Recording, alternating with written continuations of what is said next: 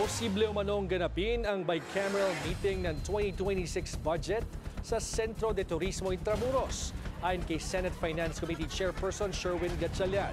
Ayon kay Gatchalian, magandang venue ito dahil bukod sa posible silang makatipid, makikita rin ng mga kapwa mambabatas ang magandang museum. Nililigawan pa raw niya kung pwede itong magamit ng libre dahil isa naman itong government facility. Binuksan ng Centro de Turismo Intramuros noong June 12, 2024, kasabay ng paggunita ng 126th Independence Day ng bansa.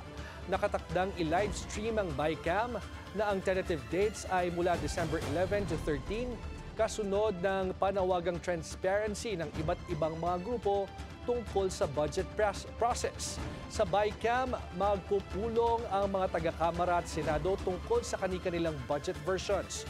Una na itong naging mainit sa mata ng publiko matapos magka-issue sa flood control scandal, kung saan dito raw mangyayari ang pagmamanipula ng national budget.